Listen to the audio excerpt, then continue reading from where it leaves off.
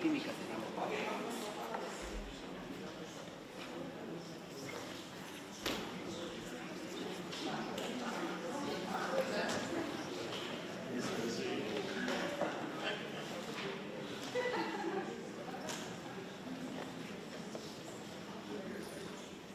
evening, everyone.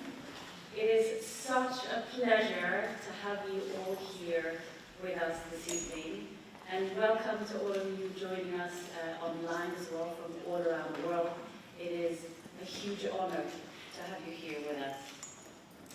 My name is Stefano, and I can hear something coming out of my microphone.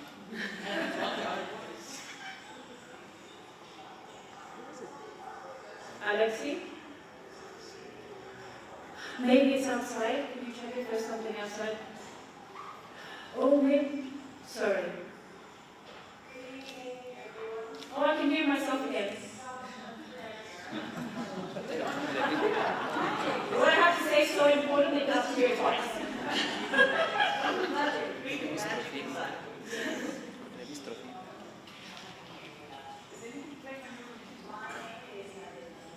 No. Just mute your computer. Sorry? Mute your... Am I recording myself on my computer?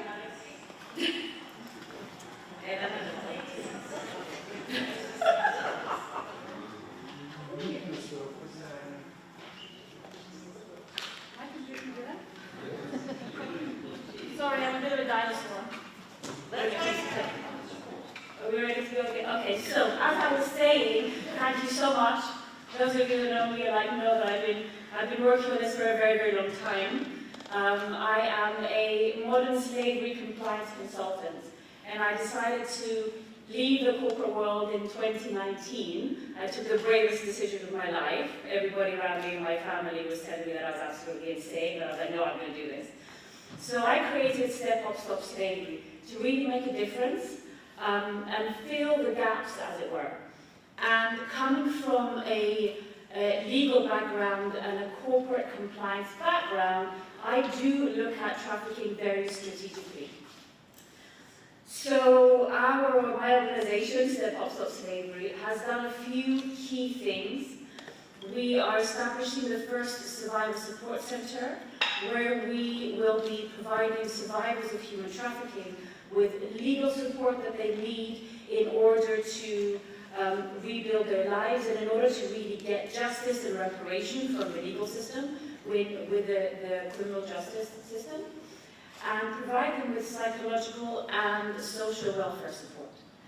The second big thing that we've done is we have initiated the first prevention program with schools. So we are implementing teacher training programs for human trafficking prevention and are in the process of designing a specific curriculum designed for children from the ages of 4 until 18 for prevention and safety, online safety especially.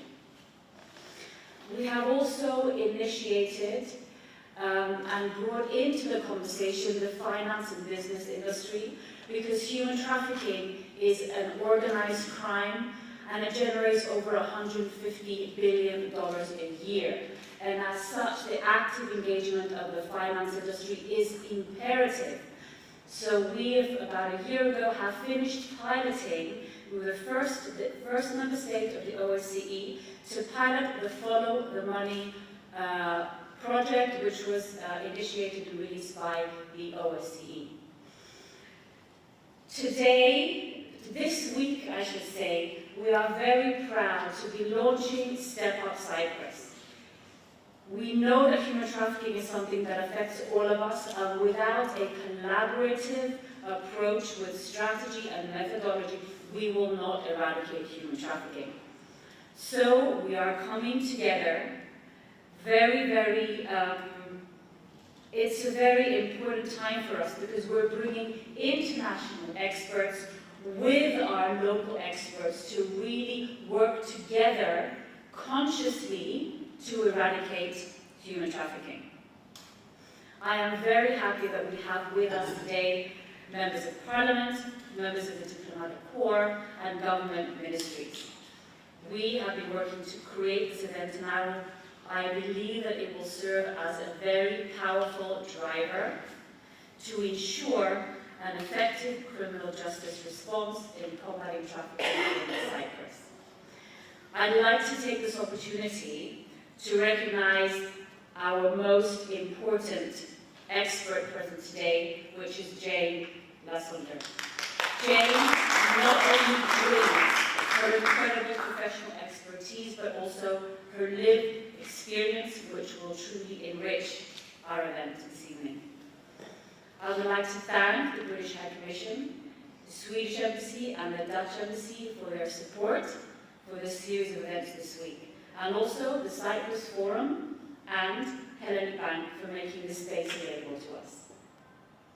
With that, I would like to introduce the British High Commissioner, Mr. Irfan Sadiq, to provide opening remarks. Thank you.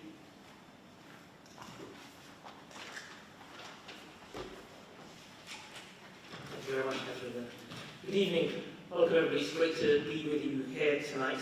And to be honest, I'm honoured to be here at the beginning of this panel discussion this evening, focused on the criminal justice response to human trafficking, which is a truly global issue that requires a coordinated international response. Human trafficking is a crime that violates the most fundamental human rights, from forced labour and sexual exploitation to child trafficking and organ harvesting. Eradicating this deplorable activity is a major priority for my government. Our government is committed to working with all our international partners, including the Republic of Cyprus, to pursue offenders, safeguard victims, and to prevent vulnerable people in source countries from becoming victims. In Cyprus, human traffickers exploit domestic and foreign victims, targeting some of the most vulnerable in society, such as those fleeing conflict. And we face the same challenges in the UK. Thousands of people across the UK are also victims to the horrors of human trafficking. The global scale of this criminality is in some ways difficult to comprehend.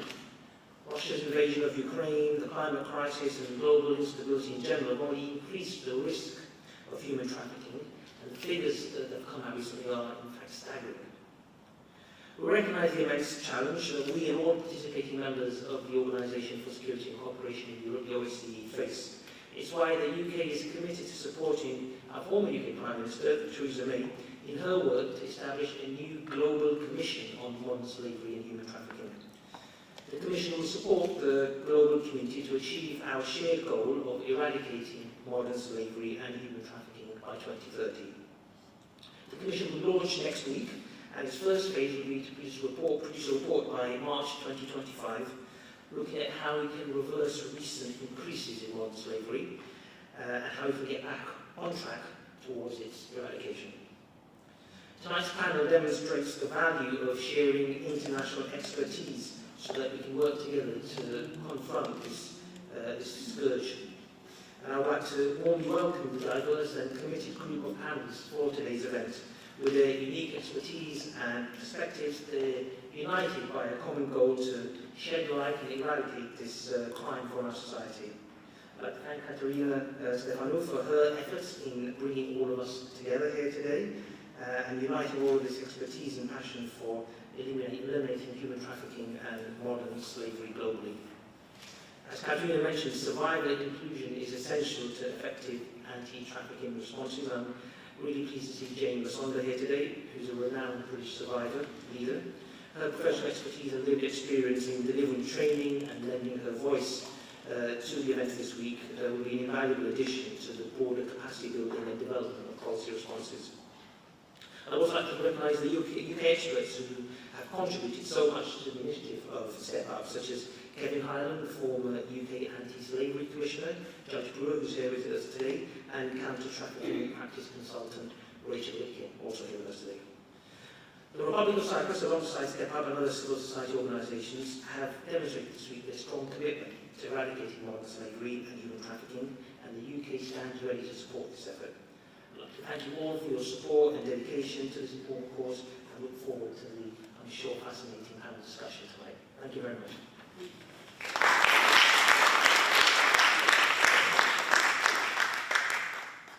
Thank you very much. I'd now like to welcome the Swedish Ambassador,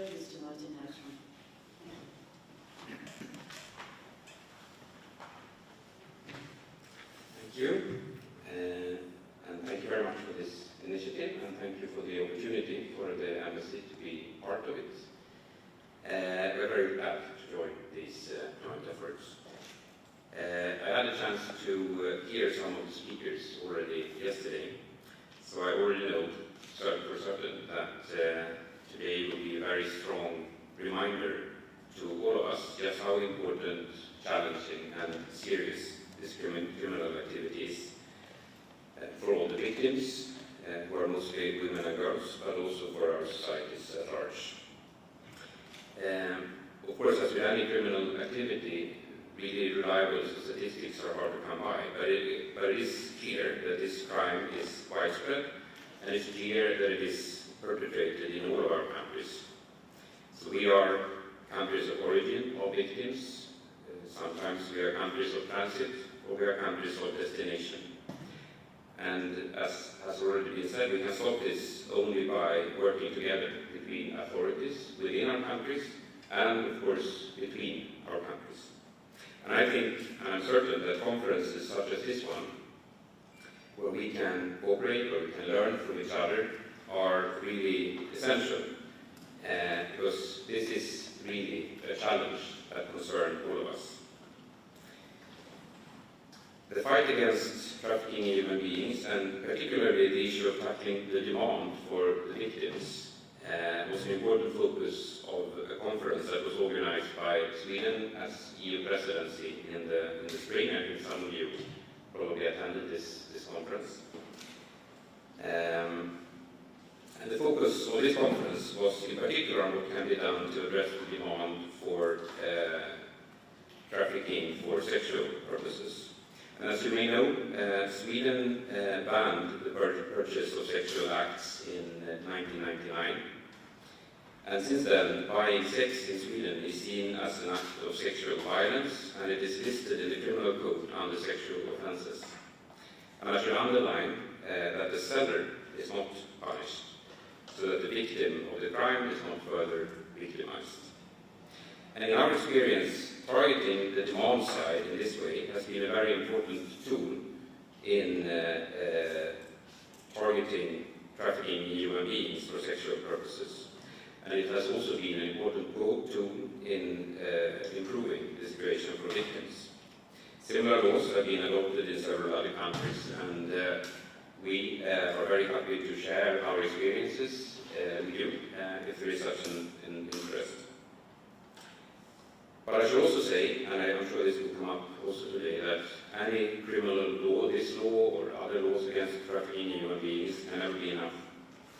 And we also need to have legislation, and we need to have work, and we need to cooperate between authorities and civil society when it comes to supporting those in prostitution and other forms of sexual exploitation, and of course also other victims of other kinds of trafficking in human beings.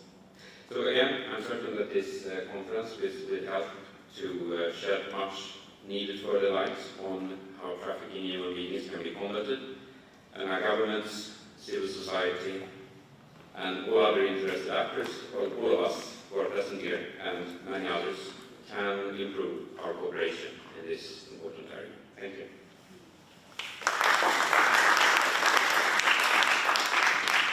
Thank you very much. I'd now like to welcome Mr.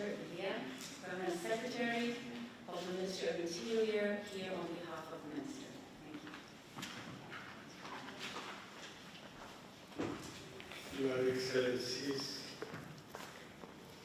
dear guests, it is an honor for us today to be here and hear the reality and efforts one has to make in order to secure that a person's vulnerability, especially of women and girls, is well acknowledged and reflected in national and international policies and politics to fight human trafficking. Today, as we speak, there are estimates for dozens of thousands of people around us kept in appalling conditions, kept in captivity to provide services against their will. Human trafficking is first and foremost a grave violation of human rights and a serious form of organized crime. As such, it is the only form of organized crime expressly prohibited in the EU Charter of Fundamental Rights, and by clearly addressing trafficking means upholding fundamental rights. Let us at the same time remember that trafficking is also a threat to security, a complex international phenomenon with implications which individual countries cannot effectively address on their own.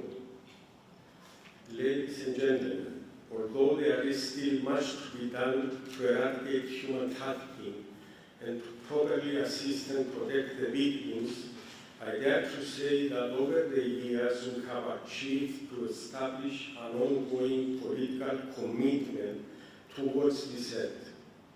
Today, more than ever, Cyprus has the necessary legal tools and instruments to further transform commitments into actions, with tangible results building on the improvements achieved in previous years.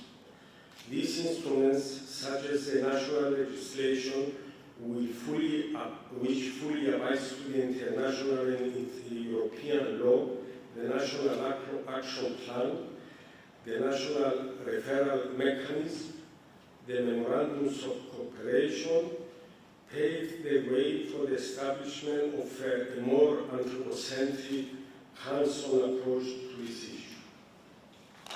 The relevant legislation in Cyprus is harmonized with the European acquis and offers the means both to the prosecuting authorities to suppress this crime and to the state services to support victims.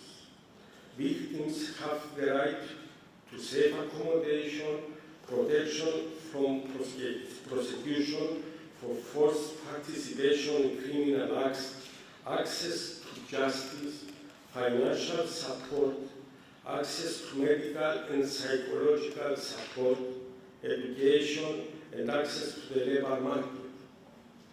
Child victims in particular have the right to ensure their protection. We know, however, that despite all the efforts made combating this complex form of crime, is an ongoing process requiring an integrated strategy based on analysis of information and trends and taking appropriate measures to tackle it. It would be remiss of me not to mention the current migration crisis. Traffickers are well known to exploit, among other things, poverty, war, natural disasters, or social inequalities in the victim's country of origin, and by making false promises, mislead victims with the ultimate aim of exploiting them. The activity of smugglers is now evident to everyone, transporting people to Turkey, to the Turkish military-occupied areas of Cyprus, and from there to the areas under the effective control of the Republic of Cyprus, or by using the far more unsafe sea route from the coast of Syria and Lebanon to the coast of Cyprus. Unfortunately, smuggling of people is inextricably linked to human trafficking. For the 6th consecutive year, Cyprus is the member state with the highest number of asylum seekers and irregular migrants in proportion to the population, accounting for 6% of the population, the vast majority of whom are economic migrants. Since 2017, more than 75,000 applications for international protection have been submitted, with the vast majority of them involving people coming from safe countries, and where more than 90% of them have irregularly entered the free areas of the Republic from Turkey through the occupied areas of Cyprus via the ceasefire line. Just to put the numbers in context, The number of persons who applied for asylum in 2021 exceeds the number of the deaths of Cyprus during the same period, which was 10,792.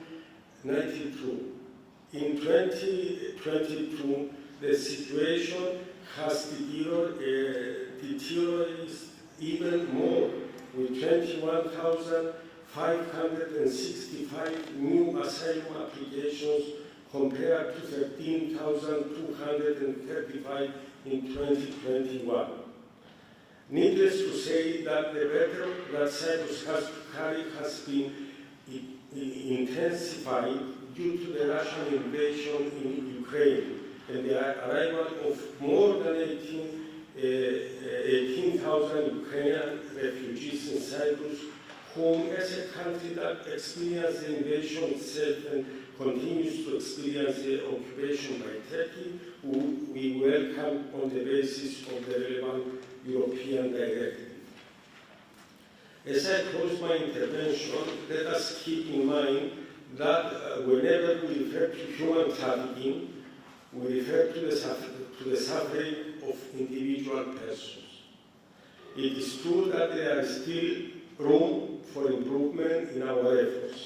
I strongly believe that this panel discussion contributes in our efforts towards achieving our common goal. In this context, we look forward to a constructive dialogue.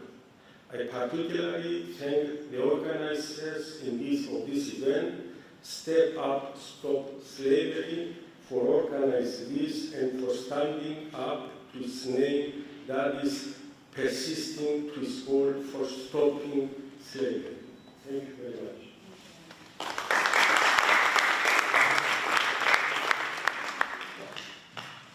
Thank you very much for your opening remarks. Now it is my pleasure and great honor to welcome Tatiana Kotlyarenko. Tatiana is the Special Advisor for Human Trafficking for the Office of Democratic Institutions and Human Rights of the OSCE. Tatiana has pioneered the establishment of effective national referral mechanisms worldwide to ensure the human rights of victims and survivors of trafficking, as well as ethical survivor inclusion. She conducts national assessments across the OSCE region to guide and advise governments on the implementation of effective, integrated criminal justice systems which end the impunity of traffickers. It's my pleasure to welcome Tatiana to provide us with an overview of the OSCE ODIHR National Referral Handbook, which is this thing here. This is actually otherwise referred to as the Anti-Trafficking Bible, and it is extremely heavy, and she brought quite a few copies with her on the plane, so thank you very much, and I hope you didn't get back pain. But yeah, this is it. So please, we welcome your intervention and explanation. Thank you.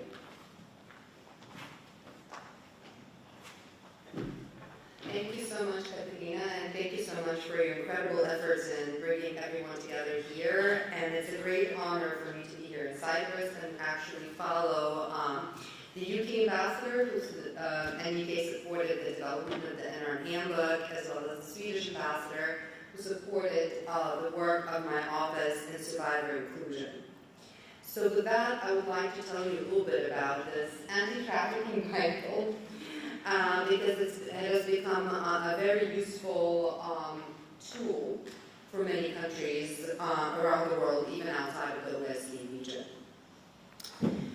So the most effective framework for ensuring a human rights-based, victim and survivor-centered, child and gender-sensitive, and trauma-informed approach to combating trafficking in human beings is the National Referral Mechanism. A National Referral Mechanism, also known as an NRM, is a cooperative national framework through which governments fulfill their obligations to protect and promote the human rights of victims of trafficking. It enables the coordination of governments' efforts in a strategic partnership with civil society organizations, the private sector, survivor leaders, and other actors working in the field. NRM should be established in all countries to ensure a comprehensive and inclusive system of support which is targeted at and accessible for all victims of trafficking, whether they're presumed or identified victims of trafficking, and regardless of their background, nationality, activities they may have been involved in, or their willingness and ability to cooperate with law enforcement authorities. NRMs are for all victims and survivors, trafficked transnationally, domestically, or online. The first edition of the NRM handbook was published by ODIHR in 2004. NRMs have since been established not just in many OSCE participating states, but all across the globe. The model has been updated and changed to one that is centered fully on the needs and risks of victims and survivors, and is informed by survivor leaders and multidisciplinary experts worldwide. The second edition seeks to incorporate the many enhancements with regard to legislation, technological innovations for tracking the trafficking crime, policy developments, capacity building, and other initiatives for law enforcement authorities and relating to criminal justice systems. There has also been significant improvement of NRM coordination and partnerships. It likewise provides us not only with the what, but also the practical approach to the how-to.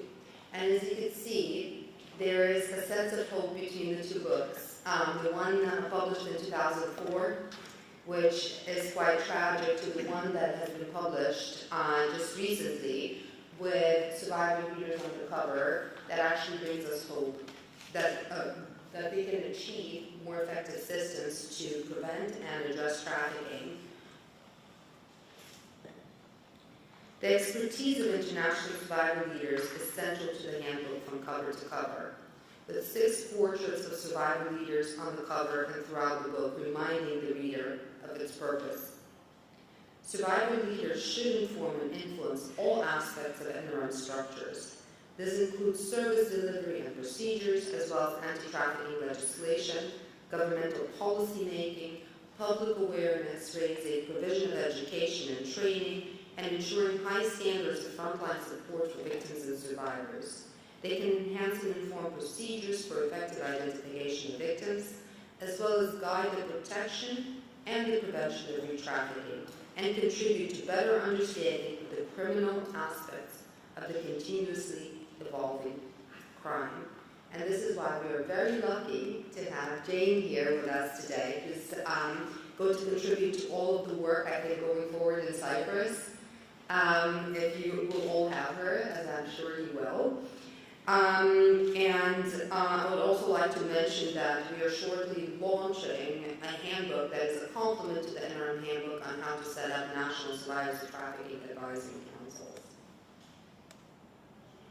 While there are many reasons why we must improve and strengthen national referral mechanisms, it is a matter of urgent priority that NRMs are established and fit for purpose in all countries.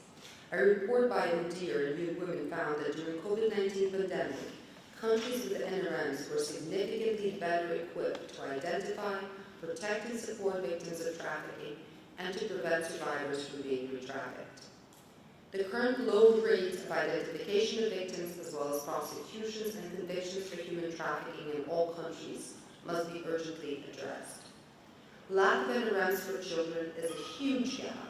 All child victims of trafficking are vulnerable and must have a child-sensitive and responsive NRMs developed to ensure that their specific needs are met. You must have an NRM model with an integral victim and survivor-centered, trauma-informed, and gender-sensitive approach. To inform the NRM handbook, from its inception, ODIHR met with close to 1,000 multidisciplinary stakeholders across 7 countries in the OSCE region.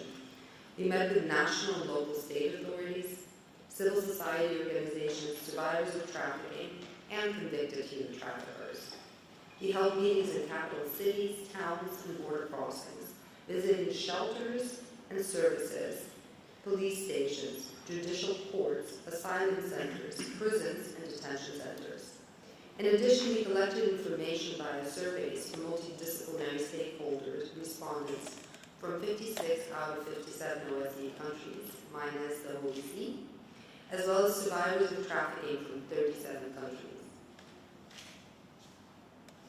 I would like to acknowledge the NRM Advisory Group, which is composed of top multidisciplinary global experts who have contributed their specialist knowledge and time over the years in this process.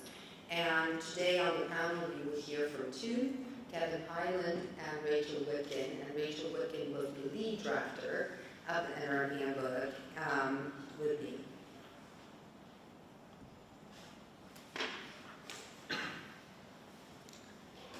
I would also like to once again acknowledge survivor leaders for their valuable contributions to the update of the NRM handbook. This includes members of the OSCE or Survivors of Trafficking Advisory Council, ESTOC, which we have just launched the second iteration of, and Jane is part of that. The updated NRM handbook provides essential know-how of the working methods, procedures, and services that are required in order to fulfill the objectives of NRMs. It explains the specific and individual needs and risks of adults and children who are victims of trafficking, centering all communications and actions on the protection of victims and the overall prevention of human trafficking. The update is guided by 12 NRM principles that guide the creation and implementation of NRMs, 4 NRM pillars, which are the foundation and are structured along identification plus protection, because you cannot have one without the other, individual support and access to services, social inclusion, and criminal justice and redress. And I'm sure during the panel you will hear more about those 4 pillars. It also has 57 NRM recommended standards for all OSCE participating states, including Cyprus, which provide a measurable framework for implementation of the 4 NRM pillars, as well as a number of other innovative and essential components you'll hear about further in the presentation. Multi-agency partnership is the key to effective NRMs. NRMs should be as inclusive as possible in terms of stakeholder participation, cooperation, and strategic partnership. The NRM handbook promotes collaboration across all disciplines to protect victims and combat human trafficking. It explains the use of operational partnership protocols, which can be used to define and formalize the purpose and coordination of a joint working relationship while ensuring that each participant maintains its independence within the mandate and remit of their role.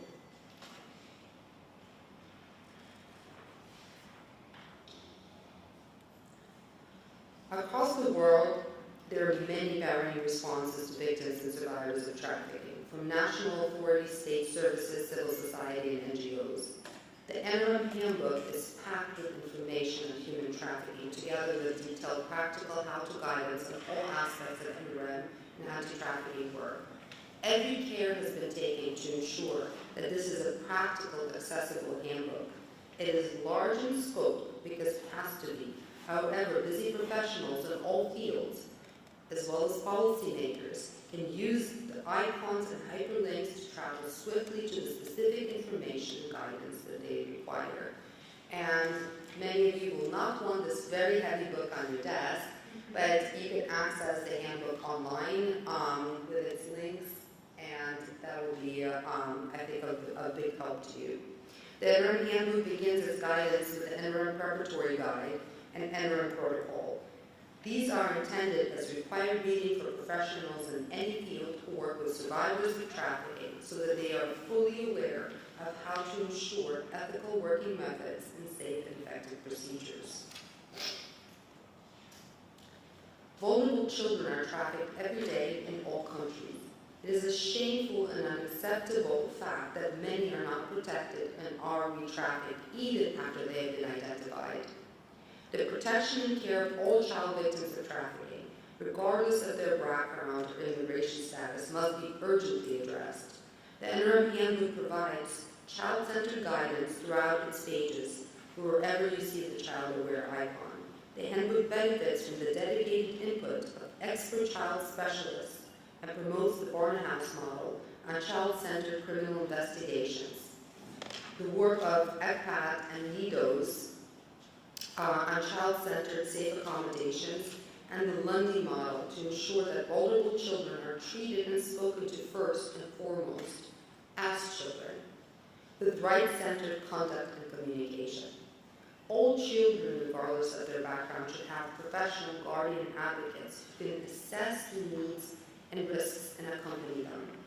Guardian advocates can act as focal points while all other professionals ensure the best interest of children and their continued safety from traffickers. The best interest of the child assessment guidance is provided within the NRM handbook. NRM procedures and services should be gender sensitive, and as we have heard in previous speeches, many or at least the most of the identified victims are women and children, specifically women and girls, and compose the vast majority of those trafficked for the purpose of sexual exploitation. So ensuring proper national policies and strategies to address the gender dynamics of human trafficking is essential.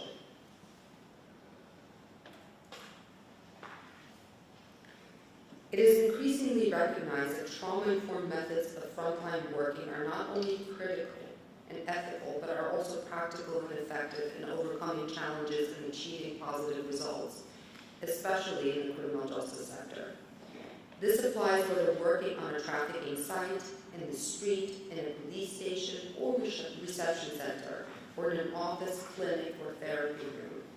Trauma-informed communications are integral to professionals' own conduct and can be easily adapted and applied.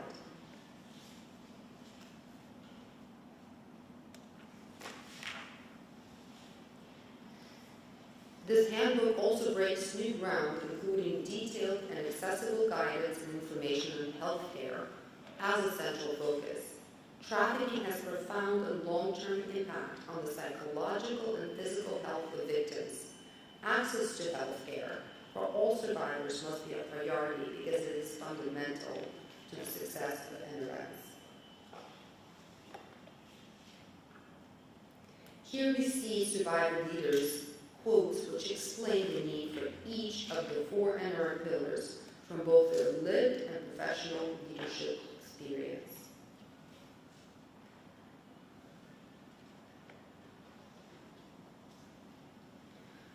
This slide provides you with an overview of the 4 NRM pillars, and in which the pillar 4, access to criminal justice and redress, is going to be discussed further today. The NRM handbook provides assessment and planning guides for adults and for children. These are the adult assessment and ongoing safety and support plan, and the best interest of the child assessment and ongoing safety and care plan. Problems practices selected from the OSCE participating states are profiled in the NRM handbook and can be used as examples to learn from. Each one illustrates aspects of the handbook already in practice, sharing expertise and demonstrating that it can be done.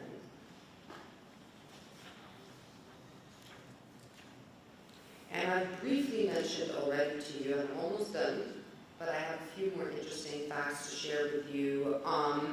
The International Survivors Trafficking Advisory Council, they're a tool that can be used in Cyprus. They can be called on to provide their incredible expertise and really serve to develop responses that work in practice. I've also brought with me a copy of this incredible tool, the Code of Practice in Ensuring the Rights of Victims and Survivors of Trafficking, which was established by the International Survivors of Trafficking, which was developed by the International Survivors of Trafficking Advisory Council, and which is a complement to the NRM handbook, because what it does is that it provides a set of recommendations specifically developed by survivor leaders to help us in our work. We have likewise, and here you can see the code, as well, have developed an e-learning course for survivors of trafficking which would actually assist and empower them to becoming survivor leaders. Recently, Rachel and I worked, and the guidance on trauma-informed national referral mechanisms was also launched and is also available online and will be available in more different languages to come.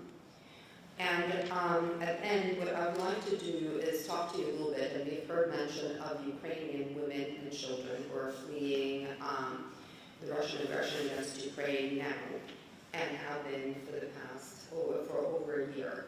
In order to better understand their situation, we actually asked them, so we have interviewed or conducted a survey of close to 1,000 Ukrainian refugee women to really understand what their vulnerability levels are and how these can be addressed. So what was important to note is that 73% of respondents were mothers with children, and a large percentage of them had never left the country. And those that have generally traveled with family members, husband, brother, father, etc. And here they were actually traveling completely on their own, where, to countries they did not know, with little to take care of themselves. So what is important to note from our survey is that 3 in 5 had insufficient knowledge of the local language, 1 in 2 had lacked financial resources, 1 in 3 were unable to rent accommodation, 1 in 6 had lack of health care, and they were forced to travel to different countries to even access basic health care sometimes for their children. More than 1 in 6 lacked social networks and community, 1 in 50 experienced domestic violence, 1 in 50 discrimination, and what is quite shocking is that 1 in 8 experienced fraud, 1 in 20 received threats, 1 in 33 will experience blackmail or coercion, and we're talking about very vulnerable women and children, and some of the elderly fleeing the country. Almost 3/4 received no legal assistance or offers of support for legal guidance while they were making very difficult and important decisions that would impact themselves and their children. Over half were not sufficiently informed about their rights in a way that they could understand. 4 in 10 were not made aware of the risks of human trafficking. And these figures of the gender-based violence that women are experiencing, all across in the countries where they're being hosted are also rather staggering. 1 in 22 are experiencing sexual harassment. As I mentioned before, 1 in 50 domestic violence. 1 in 50 requests for sexual favors. 1 in 100 receive proposals to work in the sex industry. 1 in 250 receive offers of surrogacy. 1 in 250 receive proposals to produce pornographic material. And 1 in 500 experience sexual violence. And we're talking about millions of women here. So 1 in 500 is quite a lot. With regards to children, 1 in 33 experience bullying, discrimination, or harassment in schools, universities, or the local community. 1 in 100 experience domestic violence. 1 in 200 sexual harassment. 1 in 250 requests for sexual favors, and once again, we're talking about children. And 1 in 500 receive proposals to produce pornographic materials. And when we're talking about Ukrainian women and children, we might as well be talking about our own women and children, because anything as is known in this country can happen any day. So what we all need to do is come together, implement effective systems and tools that have been shown to you today, and work in a multidisciplinary approach across government, civil society, international actors, survivor leaders, private sector, and such, to truly eradicate this issue and ensure that our children grow up in a different world where they're not worried about being trafficked, sitting in your homes, because traffickers are now online and targeting them as they're sitting in their homes. And as before, there were specific children or vulnerable children. Now it's every child that is being targeted all across. So with that, I would like to hand it over to Katerina.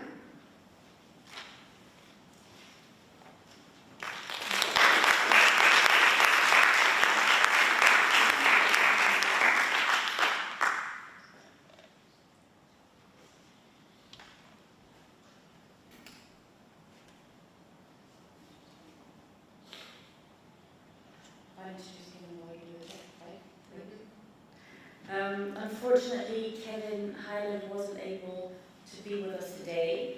He is very apologetic for that. Would have loved to be here. He's going to be here soon, over the next few months. But he has sent us an address. Really important subject, human trafficking. So I'll give you a bit of introduction about Kevin just before we listen to his address. Kevin is a former police officer. For like 30 years he was investigating serious crime, and he was head of Scotland Yard's Human Trafficking Unit until 2014. He followed on to become the United Kingdom's first independent anti-slavery commissioner. He's also been Ireland's representative at the Council of Europe Experts Group on Human Trafficking, and he is now Global Strategy Director for the San Toronto Group, which is a partnership of law enforcement, civil society and faith groups, which was launched at the Vatican and in 2014 and endorsed by Pope Francis. So here is the address on behalf of Kevin.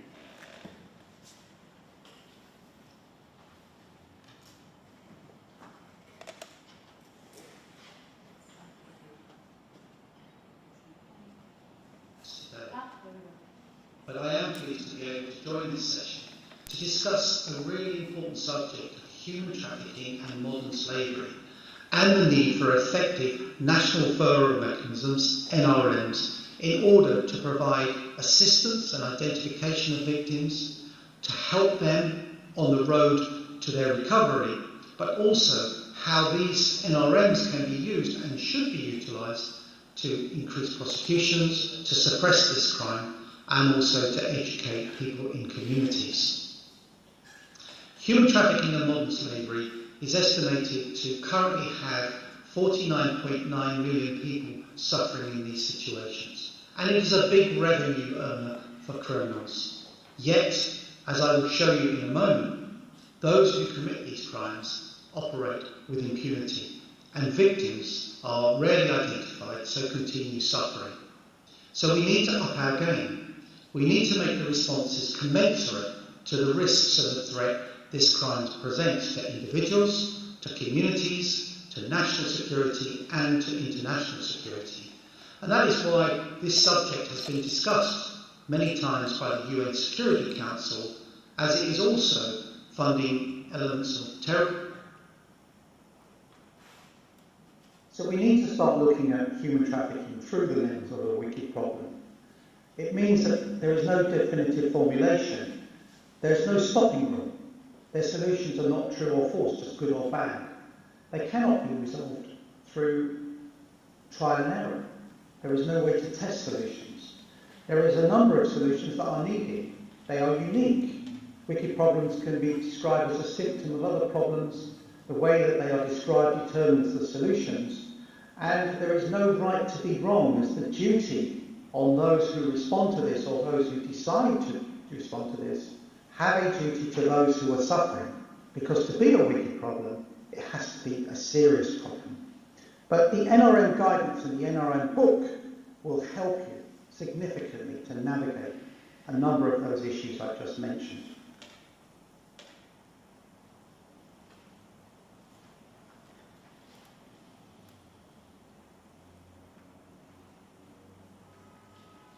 So the handbook published by the OSCE 2 years ago is built on 4 pillars, and Tatiana Kolirenko, who led that work, is actually there with you in Cyprus. And looking at that, it was built around 4 pillars of identification and support, individual support and access to services, criminal justice and redress, and social inclusion. And whilst there is no pecking order of which one is more important, well, naturally, if identification and support doesn't happen, and individual support and access to services doesn't happen, the other 2 can't happen. So it's important that all 4 are developed, and that's what I'm talking about when I say a wicked problem. And within the guidance, you will see how it's broken down and how it suggests things happen. But identification and support is crucial. And identification under a national referral mechanism isn't a passive system that is waiting for people to arrive. It was designed to say that it's a state's responsibility working with NGOs to identify people and then offer them into a system that gives them a reflection period where they can consider what they do next. That was what an NRM was for. And then it should be able to deliver things that lead to social inclusion, like permits to stay. When looking at the US Trafficking in Persons report and the figures that they produce, which come from states, so it's the best foot forward really. If we look at prosecutions, in 2022 there were 15,159, and in brackets 2,670 of those were for forced labour. And convictions were 5,577. If we look back at 2019, if we look back at 2016, globally there were many more prosecutions and convictions. But then if we look at victims identified, 115,324 out of a potential 49.9 million, as reported by the Walk Free Foundation, endorsed by the UN. That equates to about 0.2% of all victims. So 99.8% of the time, victims do not get identified. That is a shocking number. But if we take those conviction rates, and whilst this is not scientific, and put it against the 49.9 million victims, then it works out that over 99.99% of the time, perpetrators don't get caught. And of course, why do people commit this crime? Well, this crime is prevalent because it attracts $150 billion US every year in criminal profits. And most of this is going untapped. If we look at the fact that internationally we spend 187 billion each year on development, this almost wipes out all of that good money. And in fact, this 150 billion is the last estimate that was conducted in 2013, 10 years ago. So this number is going to be much higher now.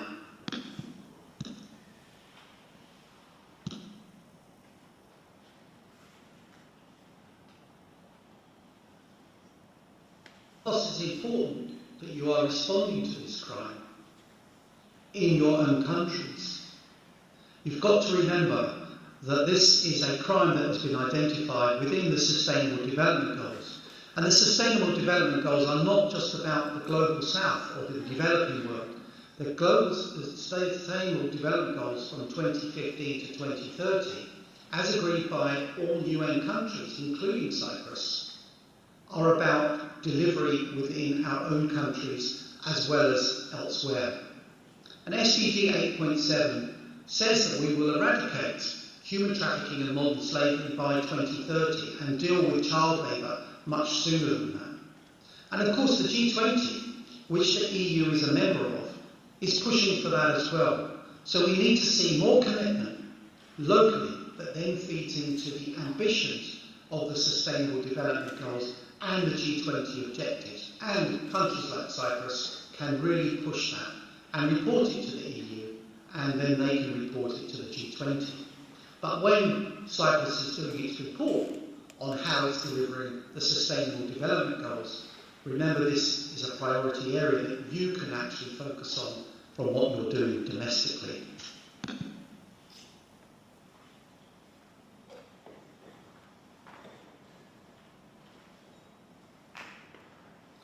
So as you develop your national referral mechanisms and your policy to deal with human trafficking and modern slavery, look at this in a wide context.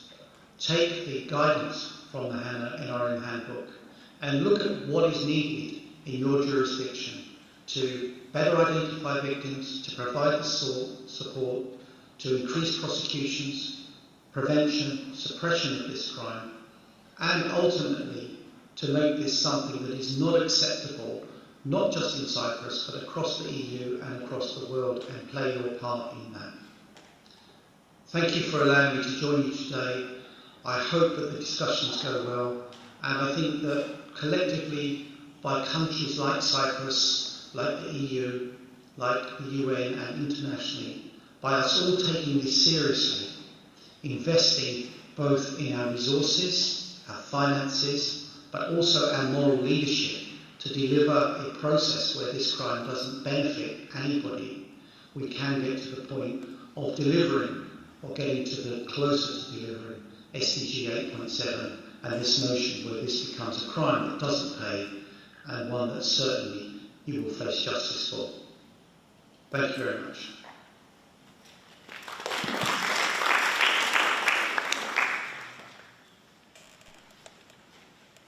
Thank you. I'd like now to introduce, welcome our panelists to come to the panel, and we will be having a very interesting conversation, which I'm sure you'll enjoy. Thank you.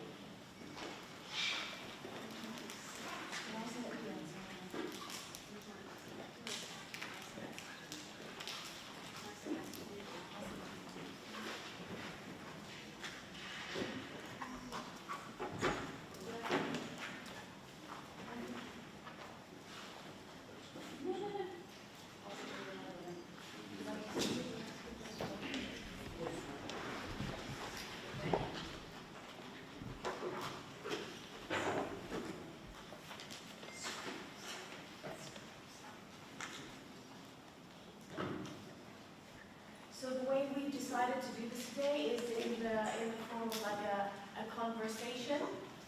I would like to start with speaking with Eleni. Eleni, as you all know, is the head of our police anti-trafficking. Welcome, Eleni. Eleni, you are the head of our police anti-trafficking unit in Cyprus. As we've heard, on an international level, we're seeing very low rates of identification of victims. Kevin mentioned like 0.2%. And we also have very low rates of prosecutions and convictions for human trafficking. I mean, clearly this is an area where we have a big gap. From your perspective, and based on your experience, can you tell us the importance of multidisciplinary collaboration, both on a local level, by establishing, for example, multidisciplinary task forces, and on an international level, the importance of international collaboration to investigate human trafficking cases? Thank you, Katerina, for this initiative. Allow me to give a short introduction regarding the role and the responsibility of our office, the Office of Combating Trafficking in Human Beings of Cyprus Police. The office was set up in 2004, and since 2015 is a specialized unit for investigative cases throughout Cyprus. The office is staffed by 13 well-trained, qualified members, very sensitized in this kind of issue. And we have a lot of responsibility. According to the law, we are the competent authority to identify a victim of trafficking. We investigate cases of THV. We receive the referral from NGO and social welfare services to investigate it. We contact, interview with potential victim and victim. We are in close cooperation with other stakeholders, such as social welfare services, clinical psychologists, NGO running a shelter. And we try to be close as much as is possible with victims, supporting in a proper way. As you know, in Cyprus, a national referral mechanism, a national action plan, and a multidisciplinary coordination group, which fall under the Ministry of Interior, who is the national coordinator for THP issue, are in place. The first, of course, is the framework, give guidelines regarding the way that we handle and deal with victims. The second one provide as action regarding the prevention and suppression of this phenomenon. And the third one, the multidisciplinary agency group, is a formulate policy, take action regarding the coordination of all stakeholders. Our action, of course, is coordinated by our Ministry of Justice. And 3 years ago, after the COVID period, we evaluate our action and our procedure. We modified it and we focus in two specific and major factors. First of all, the victim-centered approach and the multidisciplinary approach, as you mentioned before, you and Tatiana. For the first one, we try to identify as much as we can the need of the victims and to provide them with the support help. Of course, with the contribution of other stakeholders and actors. And we noticed that we had a good result because so far we have 14 convictions. And this means, as Judge Brewer knows, this means that we persuade and the victim give a very good testimony before the court. Regarding now the second one, the multidisciplinary approach, we try to enhance and improve our cooperation with the stakeholders, not only from the governmental sector, but NGO as well. So in this framework of cooperation between police and labor office and police and social welfare services. Also training, we are responsible as an office to organize training for our staff, for first line officer, not only the police, but outside, among the stakeholders. This training is very important, and we have example before 2 years with the High Commissioner UK. We organized 2 series of webinars, one for the governmental sector, and during the other we added non-governmental also, NGOs members. Also, moreover, we before, I think 2 years ago, we set up a specific place for conducting interview with the victim.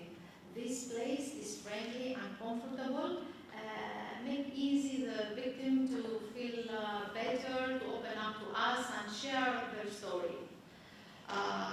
In this framework, we operate a 4-digit hotline, 1497. So anybody can give information anonymously to the police on a 24/7 basis. Also, in the website of Cyprus Police, we have a platform that anybody can give anonymously information. Regarding now the 14 convictions that we have during the last 2 years, it's total work, hard work of all stakeholders. Not only the police. And this means that we have a good cooperation and we provide a good support to the victim. These two elements are crucial and essential to our procedure from the beginning, from receiving a referral till the end of the trial. Absolutely. Thank you very much. I'd now like to turn to Jane.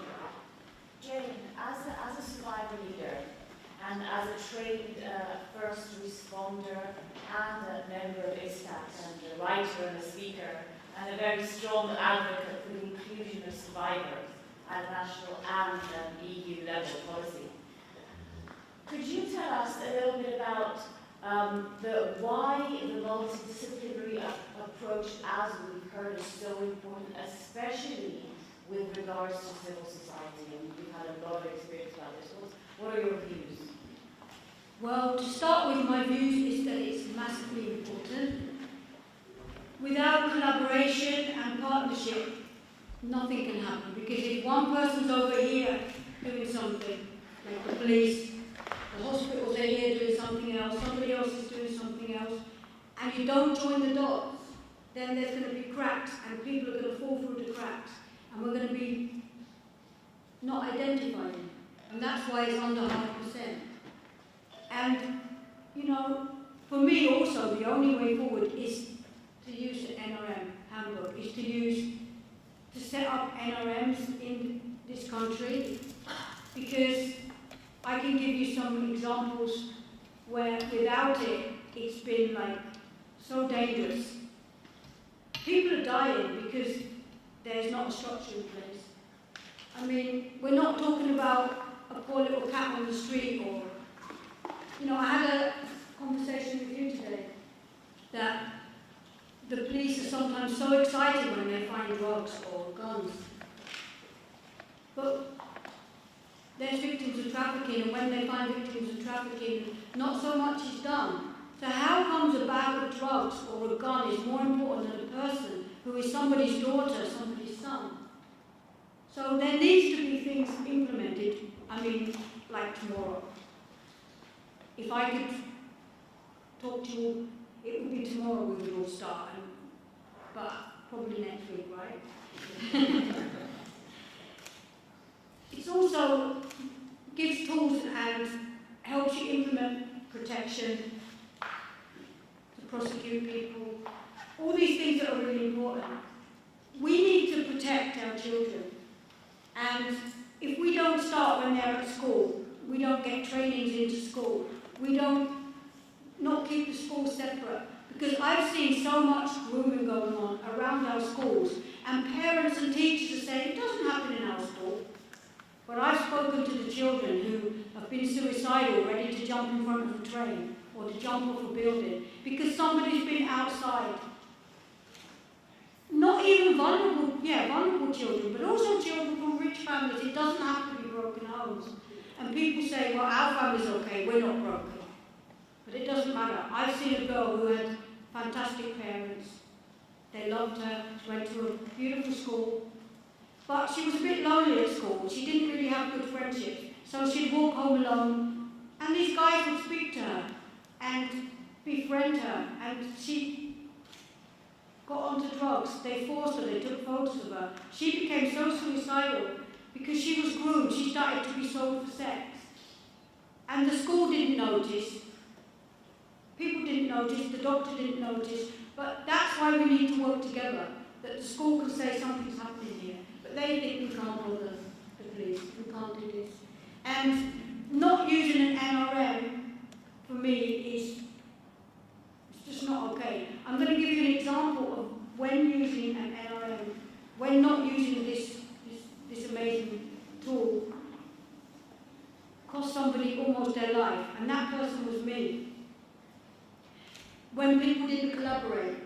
If people had collaborated, there'd been partnerships when I was a child, I would have been spared like 15 years of complete hell. And 15 years of hell is a long time. Because I was sold to a gang of men, there was a policeman, there was a doctor, I was sold by my stepdad, actually for a bottle of whiskey, for money. And I was beaten, I was abused, I was locked in a cupboard, I was tortured, I was raped. And so many times I ended up in a hospital. As a child, with injuries like every month, fractured skull, broken arm, terrible injuries. Injuries inside, 7 years, 8 years, 11 years, just every year. And not one doctor and not one nurse asked me, are you okay? Are you safe? They didn't see this child sitting there, terrified, shaking, not looking clean, looking absolutely terrified, with a man sitting there, glaring at me so that I wouldn't speak, who had told me, if ever you speak, we're going to cut you in pieces and put you in the freezer. So how could I speak up? How could I have a voice? But somebody should have given me a voice. And then the next day, going to school, maybe being raped all night by 5 men, not eating. Going to school, I had to walk 3 miles every day to school and back because I didn't have a bike. And I would sometimes be late, I wouldn't have food, the teachers would punish me and tell me, you're disgusting, you're no good. And where was the schools talking to the hospitals talking to the police? And when I was 15, I ran away. I was going to jump in front of the train because nobody saw me. I was invisible. But I didn't jump. I ended up living on the streets in London, and I was so scared and so traumatised. Where was the school that phoned the police and said we're missing a student? They never even bothered. I was invisible, and nobody cared. And one day when I was really drunk, somebody called the police on the street. And I looked about 12, and I was completely terrified of the police because I thought they were going to rape me or do something terrible. I got arrested, I got taken to the police station. Where was the red flag? Why is this child in this police cell, 15 years of age, completely drunk, sitting in the corner shaking, but being aggressive, kicking all the police when they came near her? That would have been the moment for them to say, let's do an NRM, let's get everything in motion, let's get the organisations to give her a safe house, let's get her safe, let's get her psychological help, let's get her everything I needed. What they did, they said, we can't even be bothered to arrest you, you're nothing, you're disgusting. And they threw me out on the street while I was begging them to arrest me so I would feel safe. They threw my shoes at my head and they left me. And that's not what I want to happen to our children today. I don't think anyone here would want their child, their daughter, their son, to be in that situation. So why should we want that to happen to other people out there, to be invisible? And I want today that everybody here will be like the light to make somebody visible. And we can all do that here. But on a more positive note, being a first responder and implementing the NRMs was really an eye-opener, how things can work when you have collaboration, when you have partnership. And in the UK, we started the NRMs. I mean, we started it up, working together. And I was a volunteer for an organisation. And the training I got was absolutely terrible. It was a half a day learning, this is how many people get trafficked, this is what country, go out, do interviews, that's it. They didn't even tell me there was a handbook, which is absolutely ridiculous, because that is an amazing Bible, handbook, what you can open and it gives you guidance. Any questions you have, and how do I do this? You can just go to the page and you can find it, and it just really supports you. So I didn't even have this. And I had somebody's life in my hand with the other first responders. I had to interview. I had to sit with somebody and I was interviewing them and asking them, you know, are you okay? I had 1 hour to interview these people. And it's not okay, but we need to do this well. And I met one woman and she was absolutely amazing. She'd been arrested. She was a victim of sexual assault. She was raped, she was on a drug farm and she was illegal. But she got put in prison, which shouldn't have happened. But the prison guards was amazing, talked to the police, they got her a national referral mechanism, and she actually got taken out of prison, she got saved, she got help, and she's doing amazing. And that is a good story, and that's a story that in Cyprus I want to see. And we can all do this, right? Yeah. So thank you, Jane. Thank you so much for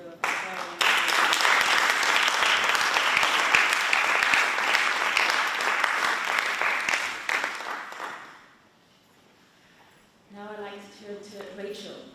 Rachel, you are, as we've heard, lead author for the NRM handbook. We've heard about vulnerability from Jane and how it's very important to support vulnerable groups with the multidisciplinary approach. We've got, Europe is currently experiencing a massive influx of refugees from Ukraine and many other countries, which may fall prey to human trafficking at any point in their journey. Why are functioning NRMs so important in emergency situations and refugee situations? Thank you very much, Katerina, and just thank you for this fantastic week that we've enjoyed. And it's an honour to be here at Step Up Cyprus to talk about criminal justice and the needs of vulnerable people who are at risk of trafficking.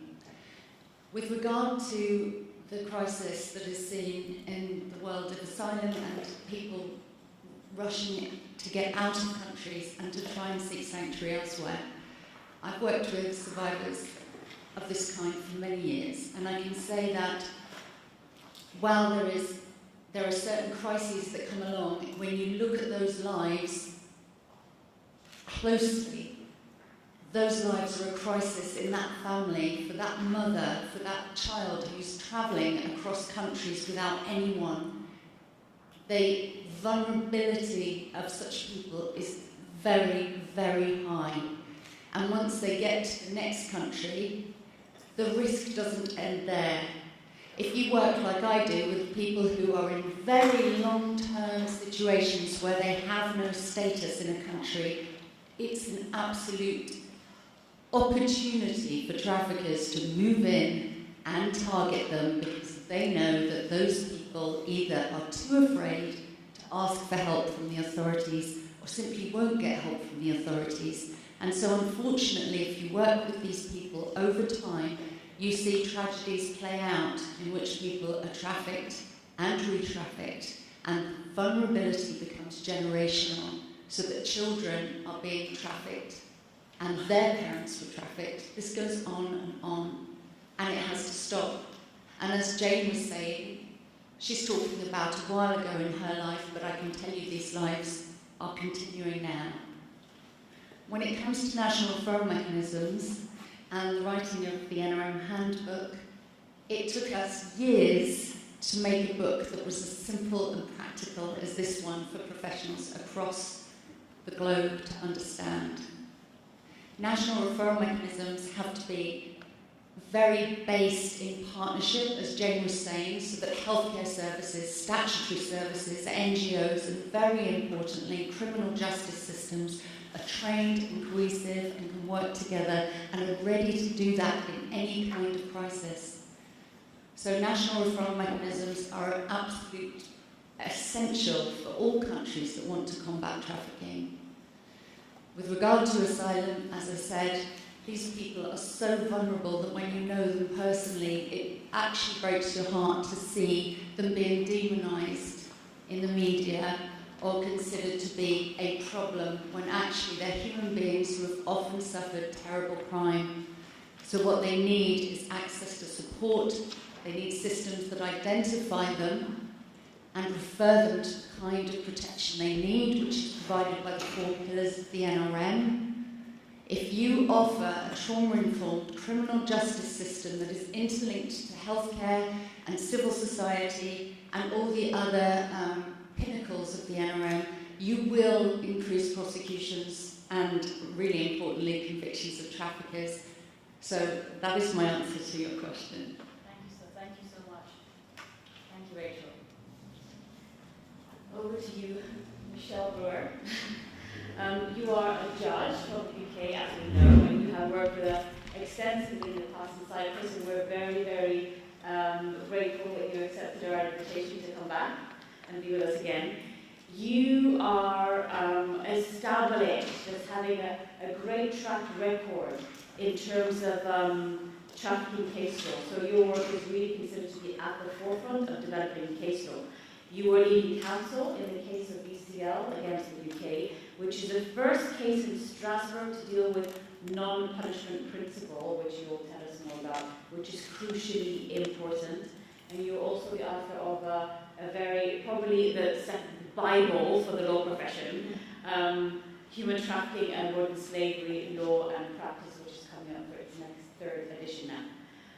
So we've heard, I want to talk a little bit with you about what happens when we don't have good, strong NRMs, we don't have that strong collaboration. We see people falling between the cracks, and often victims of trafficking commit crimes because they've been made to by the traffickers or as a direct consequence of having been trafficked.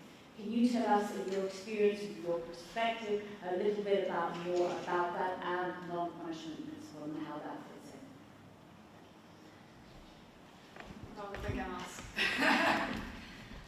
I think to properly understand the importance of the non-punishment principle, because particularly as lawyers we like to speak in legal speak, but let's really shape it in a narrative, and I think VCL is a very good case to do that, and to understand the importance of why, if you do not have enshrined in your own jurisdiction the non-punishment principle, and that really is that you do not punish the trafficking victim for their criminal offences that were committed during the course of their trafficking, you really undermine the entirety of the protections that are necessary for victims.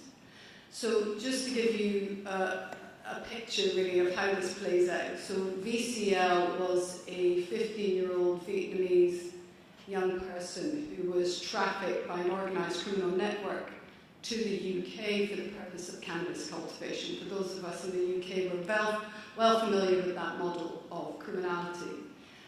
He came to the UK borders and he was what we call a bounce-back child. So because he didn't claim asylum straight at port, he was bounced back to France, bounced back to the traffickers, and then they brought him back in, and then he was kept in a house that was converted into a cannabis farm. He's a child that was later diagnosed as having autism.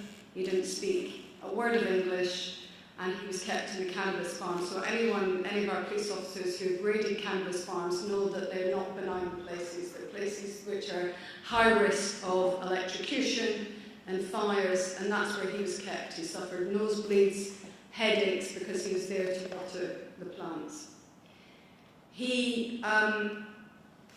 There was a police operation, this we discovered during disclosure during his criminal case. There was a big police operation that was going to go in and bust up essentially a series of cannabis farms, and VCL's farm was one of them. And the police entered the premises, and VCL, in his naivety unfortunately, was very welcoming of the police and was glad that they had come. And I think there was at one point in the translation he was happy to see them. Well, that didn't last very long, unfortunately, because he went on to get charged with the production of cannabis. He was criminalised, he was convicted, he was age dispute, so he went in as a 17-year-old and he served a sentence from memory. I think it was about 18 months he was given. He tried to challenge that conviction before the Lord Chief Justice, Lord Judge. He lost that. And then we came on his legal team and we got it back in front of another Lord Chief Justice and we lost it again. And we went to Strasbourg, the European Court. And there we said, how is it possible that this young person can be a victim, an accepted victim of one of the worst forms of child labour, the ILO Convention 182, and yet is also someone who is a criminal? How is that possible? How is it possible that he can be convicted, tried and convicted, yet he had all the indicators of a child victim trafficking? In fact, there had been a very good police policy at the time urging police officers. It was drafted by police officers for police officers, and it was a commendable policy. You go into cannabis farms, you discover Vietnamese, particularly young people, think, are they victims of trafficking? That was ignored. But one of the crucial points that we said to Strasbourg was, how is it possible that all of this money was spent on an operation that went in and recovered these young people, because he wasn't the only one, and yet none of the money, none of the operation was looking at the organised criminal network that trafficked him there? And so we ran a right to fair trial. He could not have a fair trial because there was a failure to investigate his trafficking.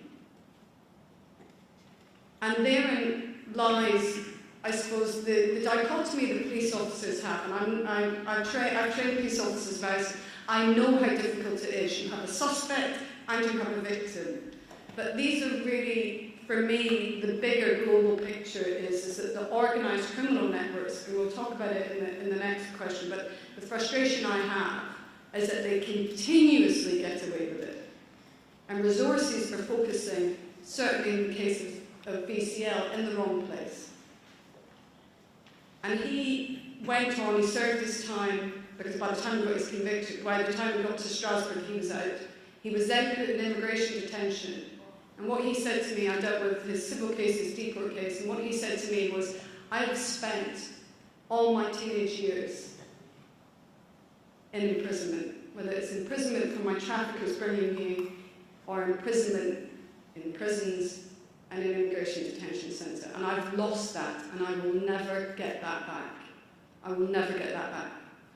And so we have to really put at our heart of protection the point about non-criminalisation, because as James said, and we will see, and we can drill down into it more, these are victims, these are people that sometimes society forgets or doesn't want to see. They're, as James says, invisible.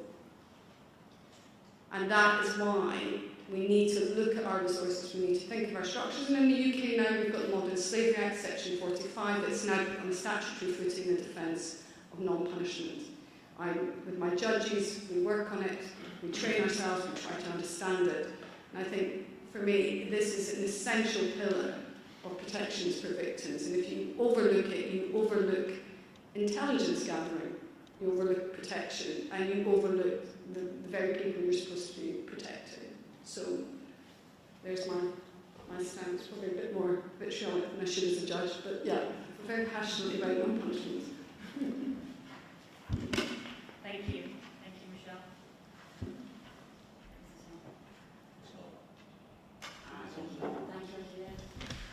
Over to you now, Jeanette. I would like to shift the conversation and talk a little bit about sexual exploitation. What we see is that we've heard already from Kevin that we're looking at profits of at least, if not a lot more than $150 billion a year. Now, the estimates are that 2/3 of the profits come from sexual exploitation of women and girls mainly. Now, from your perspective as a human rights lawyer, what legal measures do you think that states can bring in place to address demand? Because we know that it's an economic issue. We need to address demand because demand runs supply. What's your view? What do you think? My view is, first of all, to say thank you. This has been a fascinating. Now you switched it off. Now it's on. All right. Well, no, it's been fascinating. I mean, the fact that you invited me to come along in this area of human rights that I really haven't focused at all, and listening today and talking last night, this is so interesting. It is something that we really need to step up and do something. And in that respect, you have converted me to a reporter, if that's the minimum you have done. Because I did find it extremely interesting in terms of the law and how this has been presented, and the things I will keep my ignorance I do not know about. So that's my introduction to say thank you, because this has been very interesting for me. Now, how do you reduce demand is essentially your question. Well, first of all, you make it a crime that doesn't pay, said Kevin a while ago, and I think that's what it is. You need to abolish prostitution, obviously. You need to protect the victims. And people need to understand that prostitution is a system of violence. Human rights are being deprived. Human rights are being violated. A state has an obligation to pursue and preserve the rights of victims. That's where the focus should be. We can turn to Sweden, and His Excellency mentioned the criminalization of sex buyers. Very interesting, perhaps the most effective way of dealing with it. You need to criminalize the purchase of a sexual act. You need to criminalize any form of pimping, because that's how you do it. But essentially, the question, I think, in its bigger sense, is how do you deal with organized crime? Because this is just one aspect of organized crime. And if you look at that, you need to answer that question. And I can only think of one answer to that question, and that is follow the money. If you find the source of the money, you deal with it. And in order to do that, you need to trace, you need to freeze, you need to manage, and then you need to confiscate the money. So at the end of the day, you really have to make it a criminal act that doesn't pay, as Kevin said. And that, perhaps, the best way to reduce demand, other than criminalization of sex workers. That's my sense of the answer to your question. And just in that answer, it really shows you how there are so many different variables. Human trafficking is such a complicated crime.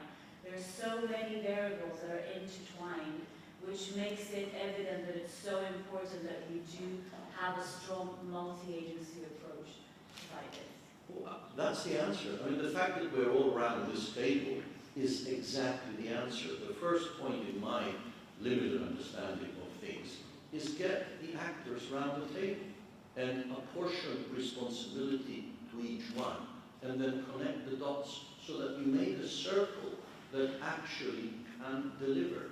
Otherwise, people just go off on a tangent, and each one does his little thing independently of everybody else's little thing. But if you put all these little things together, you can have a really strong circle. Exactly. Very well said. Thank you very much. Over to you again. Yes. So. I'll switch this off now. Honestly, no, thanks. So, Eleni, now I want to drill down a little bit more into looking at the workings of the criminal justice system. What do you think, from the perspective in Cyprus, what do you think we can do to make things better, to strengthen our approach in terms of increasing identification and prosecutions for cases? In my point of view, as I mentioned before, the training is very important for all stakeholders, and I mean a formal training.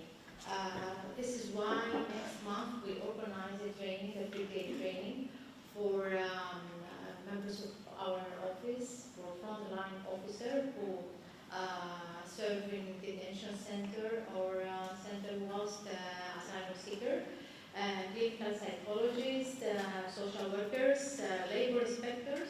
All together we're going to train and to invite for our training experts from Frontex, expert for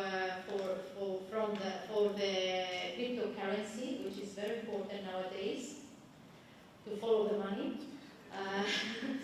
and expert for open source intelligence, which is very important, and judges. We will have judges in this training, which is very important.